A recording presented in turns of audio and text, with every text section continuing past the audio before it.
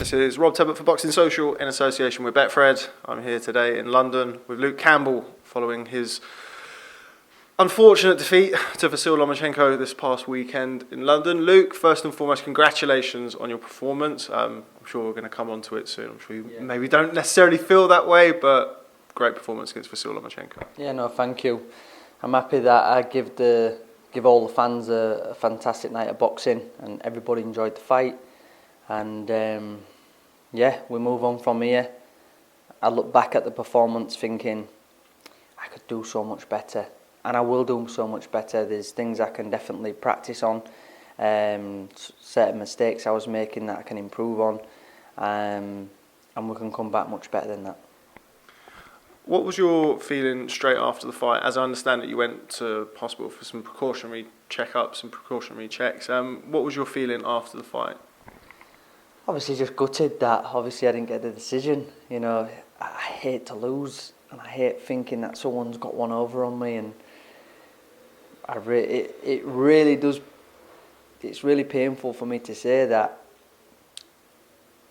I got beat.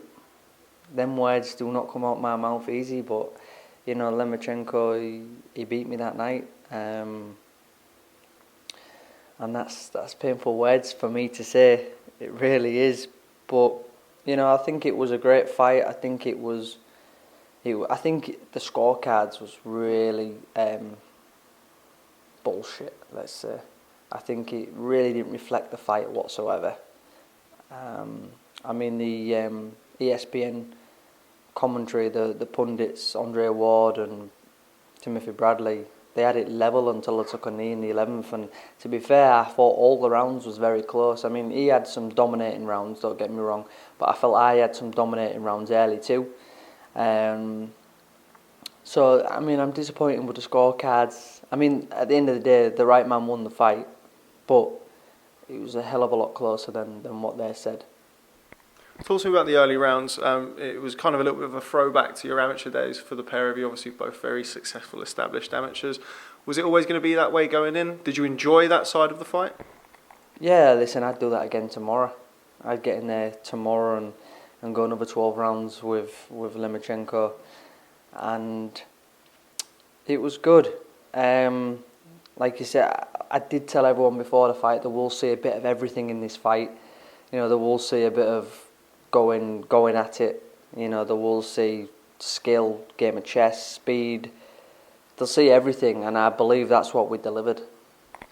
Lomachenko's body punching was a significant fixture throughout the fight. How did it feel taking those shots? I'm guessing not great. Yeah, no, like I struggled obviously with one of the shots. It seemed to have hit me in my kidneys, right round my back. And I've never been hit there before, and it just sort of like just took me a little bit by surprise with that shot. But other than that, like I said, I've never been out with a body shot ever in my whole career, and obviously I had to take a knee there for that one, but I'll never get it again. Would you say that was the best performance of your career on Saturday night, albeit in defeat? I'm very harsh on myself, and when I look back at that fight and think about where my mistakes was and how I can improve, you know, I'm a perfectionist, and for me that performance, I don't know, it's hard to get the right words out, but I mean, listen, I'm in there with the guy who's ranked number one pound for pound. This guy has been moulded since he was 4 years old to be the best at boxing. I haven't. I started at 13 coming from rugby league, losing my first 6 fights out of 10 fights. You know, I hadn't had that same guidance that's been moulded to be the best boxer in the planet. I've come up a different way, and I still honestly believe that you've not seen the best of me yet, and I've got a hell of a lot more passion and hunger inside of me that to get better, improve and be the best, and that is still on target. You mentioned looking back at the fight, things that you feel that you could have done better. What were they, if you don't mind me asking? Yeah, just like little things that I can see. just when watching the fight, there's little things that I can see where I thought, right, I didn't need to do that.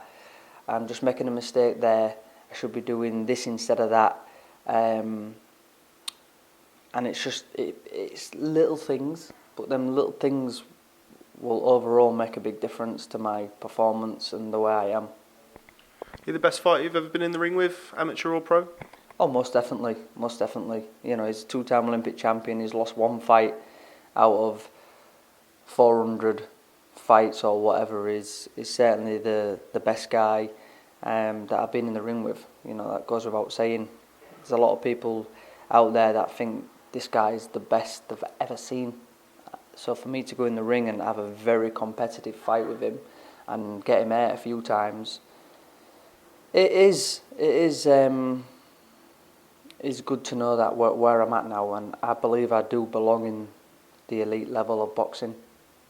You mentioned that there were a couple of instances. I mean, the left hand in the first round, there was a body shot in the seventh round where he looked to certainly have a reaction to the shots. Did you feel that in there? Did you feel that you could have potentially pushed forward and potentially got a stoppage? At times, I mean, he's so smart. He was so smart, and he was very hard to hit clean. So I'd hit him with a shot, and I knew I'd hit him with a shot. Wouldn't really get a chance to land that same shot again.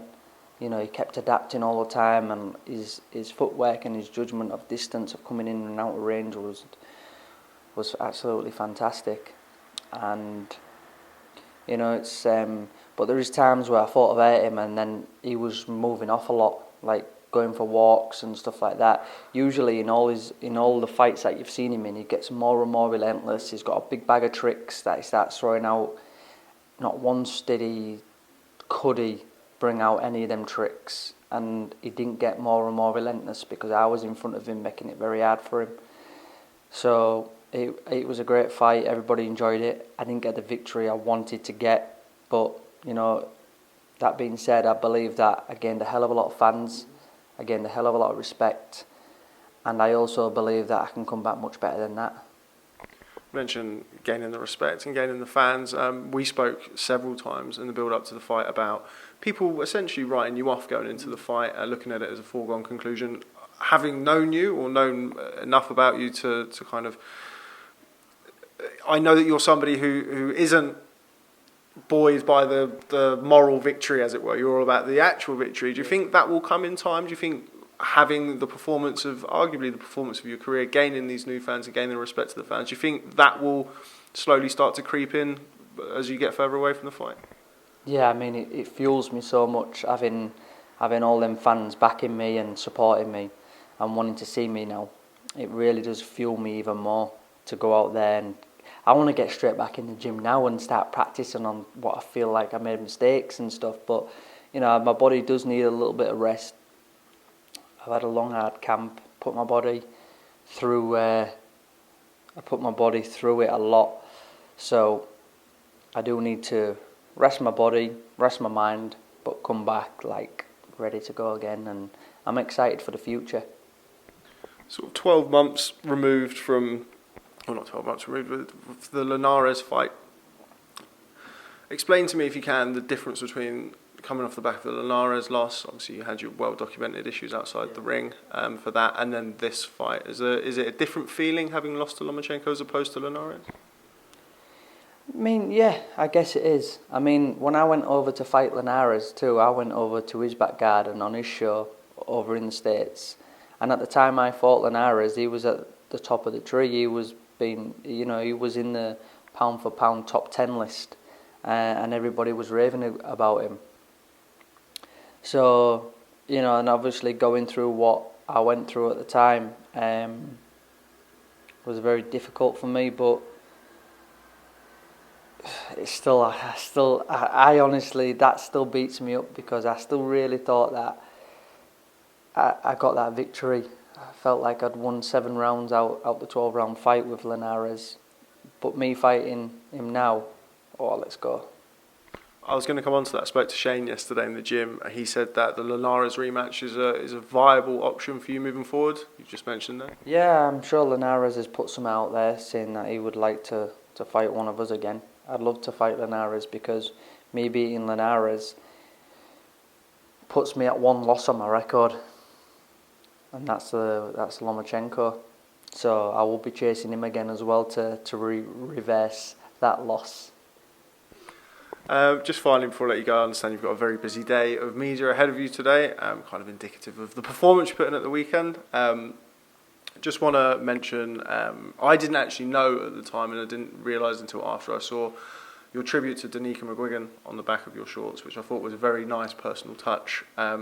Just explain to people briefly, not the reasons behind that, we know the reasons behind it, but how that came about. Yeah, obviously, as the training camp was starting, Danica unfortunately lost her life to battling cancer for the second time, and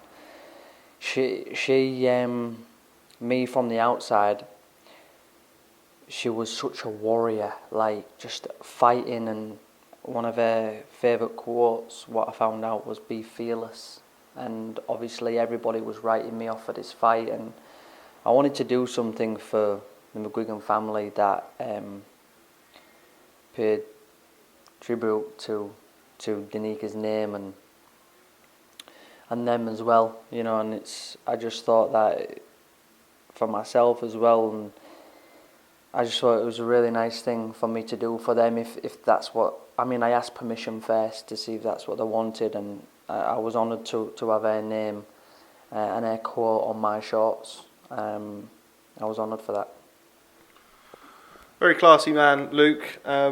Congratulations again on a fantastic performance. I'm sure as the weeks roll past, I hope at least you'll be able to take it in, and all of the positive feedback you've been getting. Congratulations once again. We look forward to getting you back in the ring, hopefully sometime soon. And I will catch up with you soon. Real nice one, thank you.